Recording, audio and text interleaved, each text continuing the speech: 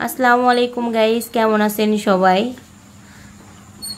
আজকে সারাদিন কি করলাম সেই ভিডিও করতেছি। কি আর করব, কারণ আমাদের এই আলমডাঙ্গায় হাটে যাইতে হয় বাজার করতে। সেই দূরে বাজার করতে গেলে আলমডাঙ্গা যেতে হয়।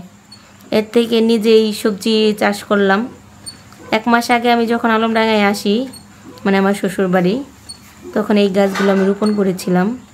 এখানে বেশ কিছু গাছ আমি রোপণ করেছি: বেগুন, আম গাছ, পেঁপে গাছ, মিষ্টি কুমড়া, তারপর পুঁইশাক, মানে নিত্য প্রয়োজনীয় জিনিস আমি এখানে গাছগুলো রোপণ করেছি। যাক, মাশাআল্লাহ, আলহামদুলিল্লাহ, ভালোই। আমার ছাদেও বেশ কিছু গাছ আছে, ছাদেও অনেক মিষ্টি কুমড়া ধরছে। এখানে স্প্রে করে দিচ্ছি বীজগুলা। ভালোই লাগে আর কি, নিজের সারাদিনে ব্যস্ততাও কাটে গাছগুলোর সাথে, আর এরকম সময়ও পাস হয়ে যায়।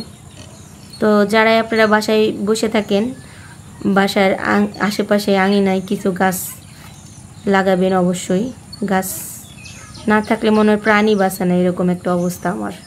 আমি যেখানেই যাই না কেন, আমার ঢাকা বাসায় বা আলমডাঙ্গায় একই অবস্থা। আমি সব জায়গায় সবজি বাগান কিছু না কিছু করি সব সময়।